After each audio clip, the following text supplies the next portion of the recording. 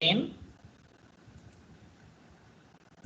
Okay, so accountancy class now.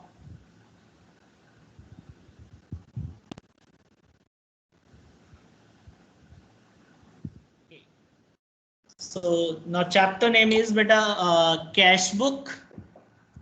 Cash book name itself express about the working or functioning. This is the kind of book in which we record the cash transaction. And this book is also known as subsidiary book or books of original entry, right? So I think you will have you have remember uh, when I was teaching the accounting process. So at that time I have taught the what kind of books included in subsidiary book. So among them, first number was the cash book. Okay, so this book we have to study today. Now subsidiary book. So first question is, if we know that cash book is a part of subsidiary books, so let us start to understand the meaning of subsidiary book. Subsidiary, its name expresses itself, which means the book which support to maintain the books of account to other book. Nah? So now you will see here what is the meaning of subsidiary book. Students, so subsidiary books are special books for recording business transactions of similar and repetitive nature in chronological order or date wise, we can say. From the vouchers, how to record the transaction in the books of account on the basis of vouchers supported with source document. ठीक है, तो जितने भी हम लोग transactions करते हैं उसका अपना एक वाउचर होता है, सोर्स डॉक्यूमेंट होता है, and source document is to be attached with the voucher, and on the basis of this document we used to record in the books of account. So it is saying subsidiary books are a special purpose book for recording business transaction of similar means कि हम जिस book में record कर रहे हैं उसमें सारा transaction सिर्फ उसी गुड से या उसी आइटम से रिलेटेड होगा जिस नाम से वो बुक बना हुआ है, एंड रेपिटेटिव नेचर, जो बार बार होता है. ठीक है, in chronological means date wise. Okay, so when transactions are recorded in such books, जब इस तरीके का ट्रांजैक्शन होता है कि बार बार एक ही तरीके का ट्रांजैक्शन आ रहा है सिमिलर नेचर का और हर डेट पे हम लोग करते हैं, जैसे एवरी डे और स्किपिंग द डेट और अल्टरनेट व्हाटएवर. अगर हम लोग ऐसा ट्रांजैक्शन बार बार रिकॉर्ड करते हैं तो जिस बुक में रिकॉर्ड करेंगे उस बुक को हम लोग कहते हैं सब्सिडियरी बुक. ओके, तो such book there will be no journal entry. याद रखना कि अगर ऐसा कोई भी ट्रांजैक्शंस जो रिपीटेटिव नेचर का और सिमिलर नेचर का है और किसी एक पर्टिकुलर बुक में हम रिकॉर्ड कर रहे हैं तो ऐसे ट्रांजैक्शन के लिए हम लोग जर्नल एंट्री नहीं बनाते हैं. अभी हम लोग प्रीवियस क्लास में जर्नल एंट्री पढ़े थे और आप लोग अगर वीडियो देखेंगे अकाउंटिंग प्रोसेस का जो मैंने भेजा है में, तो आपको समझ में आएगा कि सब्सिडियरी बुक और जर्नल एंट्री में क्या फर्क है. So both are at equivalent whether we can pass the journal entry or we can pass the entries record in the books of subsidiary. So okay students, so there will be no journal entry if we are making the transaction of similar and repetitive nature in a particular book, that is known as subsidiary book. The transactions are recorded directly in the concerned subsidiary book. तो जो भी transactions होगा वो सीधे हम उस book में record करते हैं rather than to pass the journal entry, and they are directly posted to the ledger. So let me tell you students कि what are the steps of the accounting process. देखो सबसे पहले हम लोग क्या करते हैं कि जितने भी ट्रांजेक्शन्स होते हैं पहला स्टेप होता है टू पास जर्नल एंट्री और टू प्रिपेयर सब्सिडियरी बुक. तो मैंने क्या बताया, या तो आप जर्नल एंट्री पास करोगे या तो सब्सिडियरी बुक में रिकॉर्ड करोगे. देखो अगर बिजनेस आपका स्मॉल है और ट्रांजेक्शन्स लिमिटेड है तो हम लोग सीधे जर्नल एंट्री पास कर सकते हैं. बट अगर हमारा बिजनेस बहुत लार्ज स्केल पे है और ट्रांजैक्शंस आर वेरी कॉम्प्लेक्स, तो उस केस में हम लोग करते क्या है कि कुछ सपोर्टिव बुक्स तैयार करते हैं जिसको सब्सिडियरी बुक कहते हैं, जिसमें डिफरेंट काइंड्स ऑफ बुक हम बनाते हैं और उस बुक में सिर्फ उसी ट्रांजैक्शन से रिलेटेड रिकॉर्ड होता है. तो उसके लिए जर्नल एंट्री करने की जरूरत नहीं होती. तो जब हमारा ट्रांजैक्शन बहुत लार्ज होता है तब हम सब्सिडियरी बुक बनाते हैं. ठीक है, तो for example I will teach you कि what kind of subsidiary book will be over here in the next slide. So this is what the meaning of subsidiary book. So when all the transactions of similar and repetitive nature are recorded in the particular book on the basis of date wise, it is called subsidiary book, right? And there is no need to pass the journal entry. Next, types of subsidiary book. I will be explaining little bit only because already I have taught this chapter. So here students, first subsidiary book is cash book. So cash book में हम करते क्या हैं? So जैसा कि अभी मैंने बताया कि सिमिलर और रिपीटेटिव नेचर के ट्रांजैक्शन एक पर्टिकुलर बुक में रिकॉर्ड करते हैं. तो cash book means all the cash transactions, means all the cash receipt and all the cash payments should be recorded in the cash book. No any other book is to be prepared for the cash receipt and cash payment, and all the transaction on the basis of date यानी chronological order और date wise we record in the cash book. means जितना पैसा हमको मिला और जितना हमने payment किया, चाहे वो कैश से रिलेटेड हो या चेक से रिलेटेड हो. So cash book having a scope to record the bank transaction also. Okay, so there will be separate column for the cash and bank in the cash book. So this is clear that all the cash receipt and cash payment will be recorded in cash book only. Okay, no need to pass the journal entry for the cash receipt and cash payment. Just directly we can record in this book. Second, purchase book. As you know student ki purchases or purchase word we use for the goods only. Okay, so purchase book refers here only credit purchase of goods. Why do not we record the cash purchase? Because cash book is there in which we record all the cash receipt and cash payment. Means if we have purchased goods on cash, so it should be recorded in cash book because payment would be made in cash. So cash book will represent the cash purchase and cash sales, but purchase book will record only credit purchase of goods. Right student? तो जितना भी हम उधार खरीदेंगे goods की बात मैं कर रहा हूं, एसेट्स नहीं. जितना भी हम गुड्स उधार खरीदेंगे वो सारा का सारा हम लोग परचेस बुक में रिकॉर्ड करेंगे और डेट वाइज, जिससे हमें पता चलेगा कि किस डेट को किस सप्लायर से कितने रुपए का गुड्स उधार खरीदा गया है और टोटल इस मंथ में कितने रुपए का गुड्स उधार खरीदा, वो सब हमें परचेस बुक से पता चल जाएगा. ठीक है. ठीक उसी तरह कैश बुक से हमें क्या पता चलता है कि कैश बुक से हम लोग डेली कितना पैसा आया, डेली कितना गया और लास्ट में बैलेंस करते हैं तो पता चलता है कि हर दिन लास्ट में डे के एंड में जब दुकान बंद करते हैं तो उस समय हमें पता चल सकता है कि हमारे पास इसमें कितना कैश है. ठीक है. तो बैलेंसिंग जो करते हैं कैश बुक का वो डेली बेसिस पे भी कर सकते हैं और पीरियोडिक बेसिस पे भी कर सकते हैं. जनरली हम लोग को सिलेबस में मंथली बेसिस पे या क्वार्टरली बेसिस पे करना होगा. ठीक है. लेकिन एक्चुअली प्रैक्टिकल लाइफ में लोग डेली का डेली भी बैलेंस करते हैं ताकि हर दिन के लास्ट में उनको पता चले कि उनके पास कितने रुपए का कैश है. ठीक है. और परचेस बुक में हम सब रिकॉर्ड करते हैं क्रेडिट परचेस ऑफ गुड्स का. याद रहे उधार का ही रिकॉर्ड करेंगे, नगद नहीं, क्योंकि नगद अगर खरीद रहे हैं तो हम पेमेंट करेंगे और पेमेंट का रिकॉर्ड कहाँ होता है? कैश बुक में. ठीक है. Next, sales book. स्टूडेंट, अगर हम कैश सेल करेंगे गुड्स का, sales means here goods only, about we are talking goods, sale of goods only. ठीक है.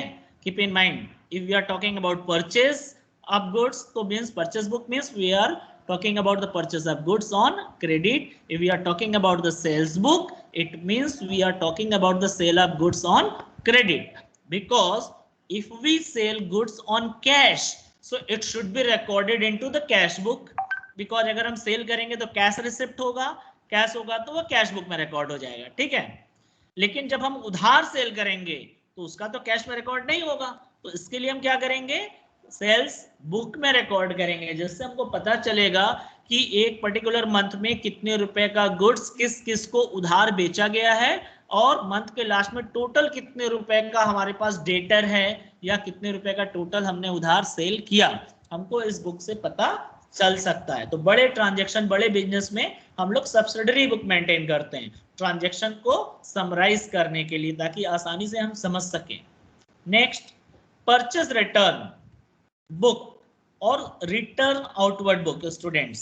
सो देखो परचेज रिटर्न बुक क्या होता है या रिटर्न आउटवर्ड बुक, तो मैंने बताया था कि जितना गुड्स हम उधार खरीदेंगे उसको रिकॉर्ड करते हैं परचेज बुक में, और वही उधार खरीदा हुआ गुड्स अगर हम रिटर्न कर देते हैं तो उसको रिकॉर्ड करते हैं परचेज रिटर्न बुक में। तो याद रहे कौन सा गुड्स रिटर्न करते हैं, उधार खरीदा हुआ गुड्स, यानी जो गुड्स परचेज बुक में रिकॉर्ड है वही गुड्स जब हम रिटर्न करते हैं सप्लायर को वापस due to damage of the goods और due to any reason, so इसको हम लोग परचेज रिटर्न बुक में रिकॉर्ड करेंगे। ठीक है, क्योंकि यहाँ तो कैश तो कुछ होगा नहीं, तो purchase return book is also known as return outward book. ये मैंने अकाउंटिंग टर्मिनोलॉजी में पढ़ाया था आप लोगों को कि रिटर्न आउटवर्ड बुक को ही परचेज रिटर्न बुक कहते हैं। ठीक है, next, sales return book students. So see here, sales return book और return inward book क्या होता है, तो जितना गुड्स हमने उधार बेचा है अगर उसमें से किसी कस्टमर ने गुड्स हमको वापस कर दिया तो उसका रिकॉर्ड हम कहाँ करेंगे, सेल्स रिटर्न बुक में। ठीक है, और this sales return book is also known as return inward book. Okay, so I think did you understand everyone? Okay, so now next. Yes, sir. Yes, sir. Okay, beta. Next, bills receivable book. Bills receivable book and one is more bills payable book बेटा, ये दोनों syllabus में से आपके हट गया है। ठीक है, बिल रिसीवेबल बुक और पेबल बुक होता क्या है ये आप तब समझोगे जब एक्चुअली में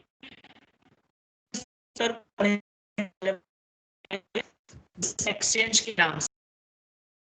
तो देखो बेटा, वैसे वर्बली मैं बता देता हूं आप लोग के दिमाग में आ जाए एज ए नॉलेज।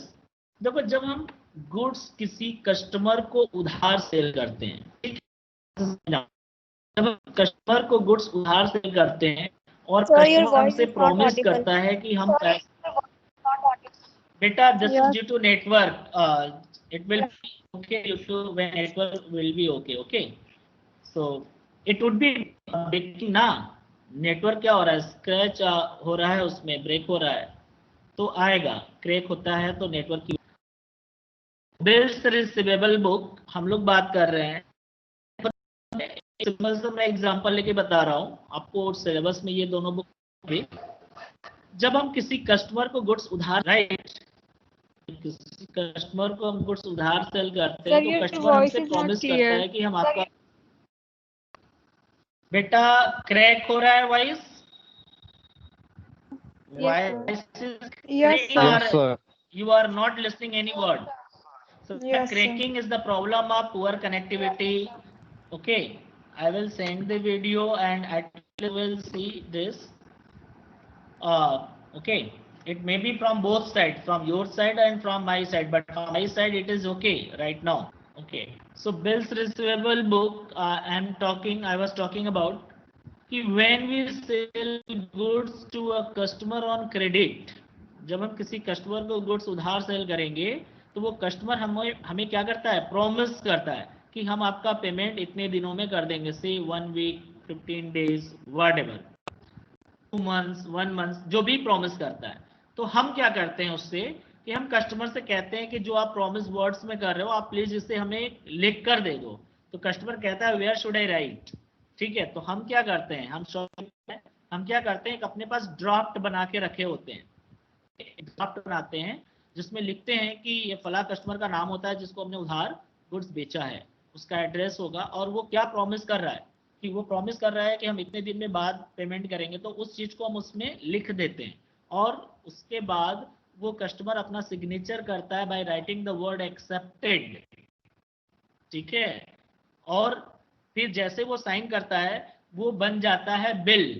ठीक है, और उस बिल को हम कहते हैं, देखो वही क्या हो गया, हमें उस बिल से पैसा मिलेगा, वो जो बिल तैयार हुआ उस बिल से पैसा हमको मिलेगा, तो हमारे लिए हो जाएगा बिल रिसीवेबल और कस्टमर के लिए हो जाएगा बिल्स पेबल, क्योंकि उसे पेमेंट करना है और हमको रिसीव करना है।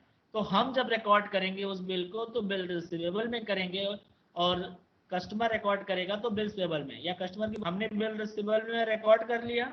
ठीक इसी तरह हम भी तो किसी से गुड्स उधार परचेस करते हैं, तो हम जब गुड्स उधार परचेस करेंगे तो अगला भी तो हमसे बिल लिखने के लिए कहेगा, तो हम जब एक्सेप्ट करके देंगे तो वो हमारे लिए बिल्स पेबल होता है, तो उसका रिकॉर्ड हम लोग बिल्स पेबल बुक में करते हैं। ठीक है, तो ये हम लोग को सिलेबस में अभी नहीं है बिल्स पेबल बुक और बिल्स रिसीवेबल बुक जो भी है।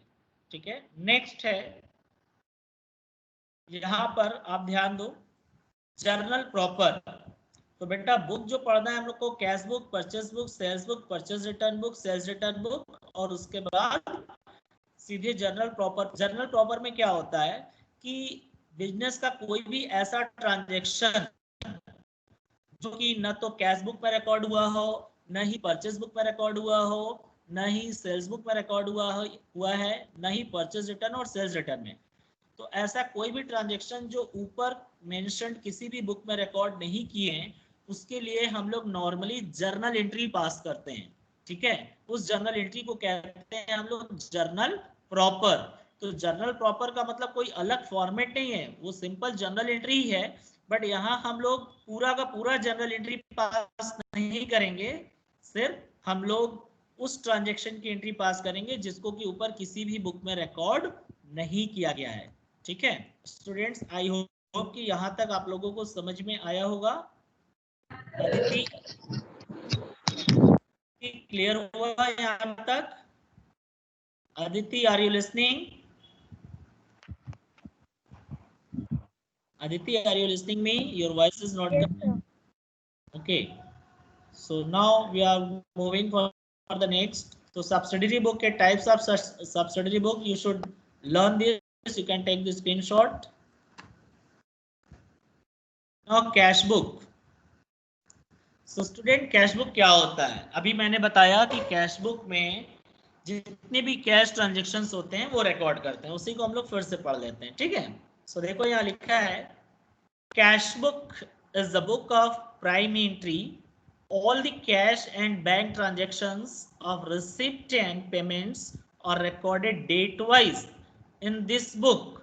So all the cash receipts are recorded on the debit side of cash book, and all the payments are recorded on the credit side of cash book, right? And it is balanced. इसको balance करते हैं हम लोग, to know balance of cash in hand each day. हम लोग each day भी balance कर सकते हैं, और ऑन द पीरियोडिकल बेसिस या तो मंथली बेसिस पे भी हम लोग बैलेंस कर सकते हैं। The volume of cash transactions in a firm is generally large. Generally देखो कि हम लोग सारा ट्रांजेक्शन ज्यादातर तो कैश से ही करते हैं, तो वॉल्यूम ऑफ कैश ट्रांजेक्शन जो होता है बहुत लार्ज होता है। So it is convenient to keep a separate book called cash book to record the transactions pertaining to cash receipts and cash payments. Okay students, so I hope you have understood the meaning of cash book. Cash book is a book of prime entry because we record very first time, huh? And all the cash and bank transaction also, listen, cash and bank transactions of receipt and payments are recorded date wise, right? You can take this screenshot of it, students. So now next we are moving features of cash books. Now characteristics or features of cash book is what? Let us understand. So first feature is saying only and only, listen, only cash transactions are recorded in the cash book. Cash means here cash and bank both. Okay, यानी देखो आगे लिखा है bank transactions can also be recorded in it. Okay, so only cash transactions are recorded in cash book, but bank transaction can also be recorded in it. Cash means here bank also. Next, receipt of cash is recorded on the debit side and payment of cash is recorded in the credit side, right? So जो cash receipt होगा उसे debit में record करेंगे और payment को credit में। ऐसा क्यों? बिकॉज स्टूडेंट्स आप लोगों को पता है कि कैश का नेचर क्या है, cash account is a real account, right, cash account is a real account and real account का रूल क्या होता है, debit what comes in and credit what goes out, right. So यहां जितना भी पैसा आएगा उससे डेबिट और जितना भी पैसा जाएगा उससे क्रेडिट करेंगे। Next, it is usually balanced daily। हम लोग डेली का डेली जनरली बैलेंस करते हैं प्रैक्टिकल लाइफ में। दुकानदार जो बैठे रहते हैं दिन भर कितना पैसा आया गया और लास्ट में हिसाब मिलाते हैं कितना आया और कितना गया, बैलेंस करते हैं तो पता चलता है कि उनके हाथ में भी कितना पैसा बचा हुआ है आज के डेट में, ठीक है। So it is usually balance daily और ऑन पीरियोडिकल बेसिस। तो कुछ लोग क्या करते हैं मंथली बेसिस पे टोटल करते हैं, बैलेंस करते हैं, to know the balance of cash in hand and cash at bank, okay students. So next, transactions are recorded date wise. तो यहाँ ध्यान रखना कि सारा ट्रांजेक्शन डेट वाइज हम रिकॉर्ड करते हैं, किस डेट को कितना पैसा किससे मिला और किस डेट को कितना पेमेंट किया और किस चीज के लिए पेमेंट किया, और फिर मंथ के लास्ट में हम लोग फाइंड करते हैं कि कितना पैसा आया और कितना गया और कितना बचा हुआ है, ठीक है। So it serves the purpose of both journal and ledger at the same time. देखो बेटा, अगर हम लोग जनरली, अभी आप जर्नल एंट्री पढ़े हो, अगर आप कैश सेल करते थे तो क्या रिकॉर्ड करते थे, cash account debit to sales, यानी जर्नल एंट्री आप पास किया करते थे, है ना। लेकिन अगर हम लोग सब्सिडरी बुक बना रहे हैं, कैश बुक बना रहे हैं, तो हमको जर्नल एंट्री करने की जरूरत नहीं है और न ही लेजर बनाने की जरूरत है। लेजर क्या होता है, ये अकाउंटिंग प्रोसेस में मैंने पढ़ाया हुआ है, आप वीडियो देखेंगे, ई लाइब्रेरी में मैंने भेजा हुआ है अकाउंटिंग प्रोसेस का। तो उसमें क्या होता है, सबसे पहले हम लोग जर्नल बनाते हैं या सब्सिडरी बुक बनाते हैं, फिर उसके बाद लेजर बनाते हैं। तो कैश बुक का एक फीचर है कि मेंटेन करते हैं तो हमें कैश रिसिप्ट और पेमेंट के लिए जर्नल एंट्री पास नहीं करना होता, और साथ ही साथ हमको कैश अकाउंट भी नहीं बनाना पड़ता, यानी कैश का लेजर भी नहीं बनाना पड़ता, ठीक है। तो ये सर्व किसका, दोनों सर्विस हमारा दोनों पर्पस पूरा कर रहा है, जनरल का भी और लेजर का भी एट द सेम टाइम। इसीलिए हम लोग कैश बुक को क्या कहते हैं, prime book and subsidiary book दोनों ही कहा जाता है, ठीक है। क्योंकि किसी भी बिजनेस का जो लेजर होता है वो प्राइम बुक होता है। किसी भी चीज की अगर हमको जानकारी लेनी है तो वो लेजर से पता कर सकते हैं, किसी कस्टमर के बारे में जानकारी लेनी है तो लेजर से पता करेंगे, किसी सप्लायर के बारे में पता करना है तो हम अपने अकाउंट में जो लेजर बनाए उससे पता कर सकते हैं। गुड्स का लेजर बना के पता चल सकता है कि कितना गुड्स हमारे पास है, कितना आया, कितना खरीदा, कितना बेचा, कितना बचा हुआ है। किसी भी चीज की नॉलेज अगर हमें पता करना है at a particular at a single glimpse, so we can see from the ledger. So ledger is the prime book, okay. Now cash account is not prepared, ध्यान से समझना, cash account is not prepared if cash book is maintained। जो अभी मैंने बताया, account का मतलब होता है लेजर, अकाउंट मीन्स होता है लेजर। अगर हम सब्सिडरी बुक बना लिए तो हमें कैश अकाउंट बनाने की जरूरत नहीं पड़ती। These are the features of cash book, students. You should take this screenshot. Done. Now I'm moving for the next. Here, cash book is the subsidiary book and a principal book, दोनों ही होता है। अभी मैंने इसी के बारे में discuss किया आप लोगों से। सो आप देखो यहाँ पे, सो लिखा है यहाँ पर, you can see all the cash transactions of a business entity are recorded for the first time in the cash book. So it is therefore called as books of original entry or subsidiary book. इसीलिए हम लोग इसको subsidiary book या original entry भी कहा जाता है। Subsidiary book is also known as books of original entry, ठीक है, क्योंकि वेरी फर्स्ट टाइम रिकॉर्ड करते हैं। Since cash book serves the purpose of cash account as well as which is a part of ledger, ठीक है। तो cash account की जगह पर हम लोग सब्सिडरी बुक बना सकते हैं, कैश बुक जो कि लेजर का भी पार्ट होता है। So no separate cash account is prepared, so thus we can say cash book is a part of ledger as well, तो कैश बुक जो है वो ओरिजिनल एंट्री तो है ही है, साथ में लेजर का भी पार्ट है। As ledger is the principal book of account, ledger किसी भी बिजनेस का प्रिंसिपल बुक होता है, क्योंकि मेन बुक यही है। इसी में से देखकर हम लोग पता कर सकते हैं। अगर हमें परचेज के बारे में पता करना है तो परचेज अकाउंट देख ले, पता चल जाएगा कितना हमने नगद खरीदा और कितना उधार खरीदा। ठीक है, गुड्स अकाउंट का पता कर सकते हैं देख कर कि गुड्स कितना भी मेरे स्टॉक में गोडाउन में बचा हुआ है। ठीक है, हर एक चीज की जानकारी हम लोग को लेजर से पता चलता है। So of a firm, so cash book is both a subsidiary book and a principal book. तो आपसे पूछेगा कैश बुक क्या है, तो कैश बुक सब्सिडरी बुक भी है और प्रिंसिपल बुक भी है। ठीक है, okay students, so now next types of cash book.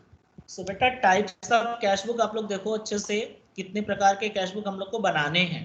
ठीक है, सो पहला है cash book is of 3 types, namely simple cash book और सिंगल कॉलम कैश बुक।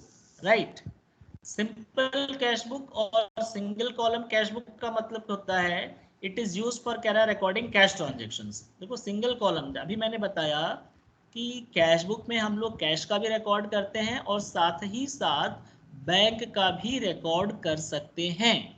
लेकिन जब हम सिंगल कॉलम कैश बुक बनाते हैं तो हम किसी एक चीज का रिकॉर्ड करते हैं, मेनली कैश का रिकॉर्ड करते हैं।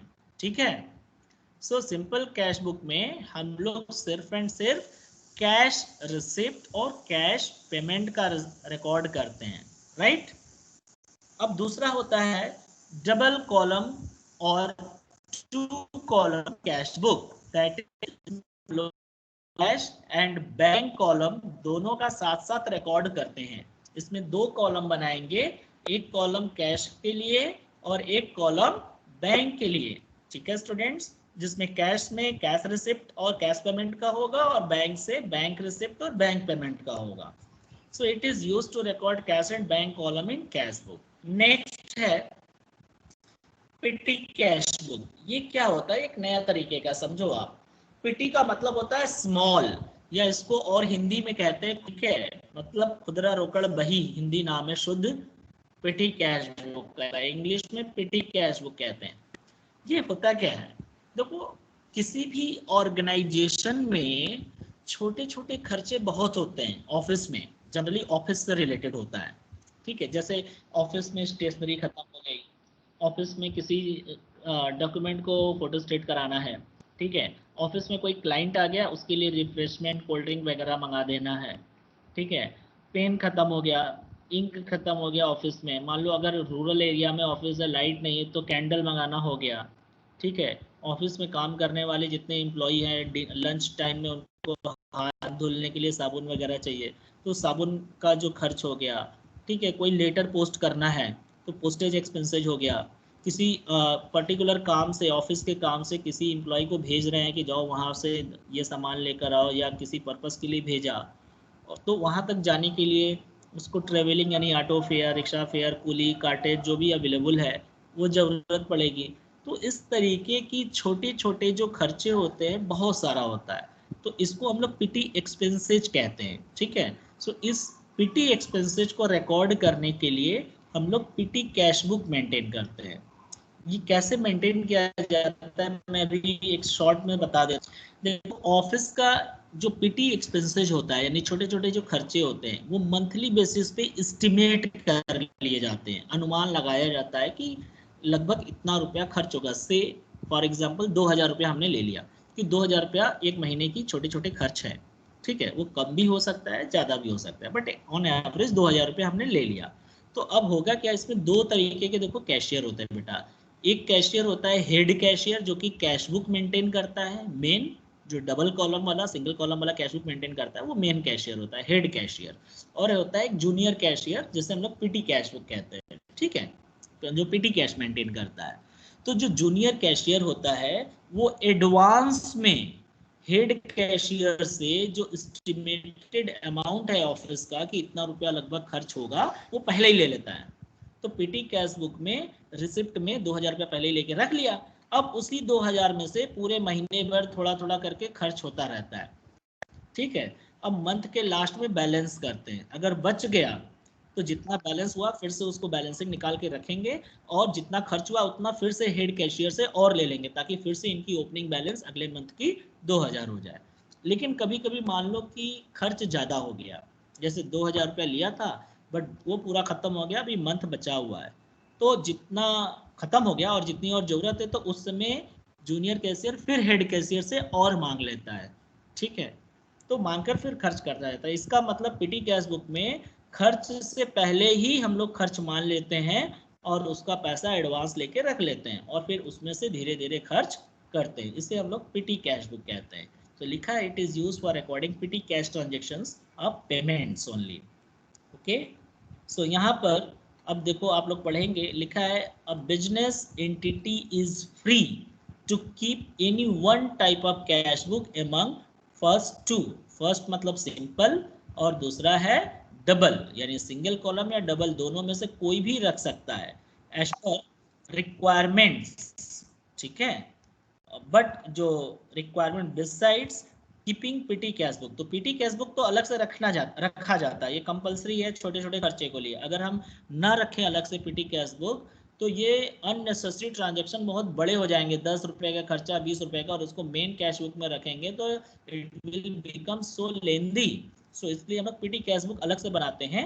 लेकिन जो सिंगल कॉलम कैश बुक है और 2 कॉलम कैश बुक है, इन दोनों में से किसी एक को रख सकते हैं एज पर से भी रिलेटेड ट्रांजैक्शन करते हैं और कैश से दोनों, तो हमें 2 कॉलम रखना चाहिए। अगर सिर्फ हम कैश में डील करते हैं, चेक से नहीं डील करते, बैंक से कोई भी पेमेंट और रिसिप्ट नहीं करते, तो हम सिर्फ सिंगल कॉलम कैश बुक रख सकते हैं। ठीक है, तो यहाँ तक तो स्टूडेंट आप लोगों का था टाइप्स ऑफ कैश बुक। तो इसके बाद नेक्स्ट क्लास में हम लोग जो पढ़ेंगे वो फॉर्मेट पढ़ेंगे और न्यूमेरिकल क्वेश्चन पढ़ेंगे। सो सबसे पहले अब आप लोग बताइए कि जितना आज आप लोगों ने अभी पढ़ा ये समझ में आया? वॉइस आ रही है क्लियर या नहीं? Yes sir. हाँ ठीक।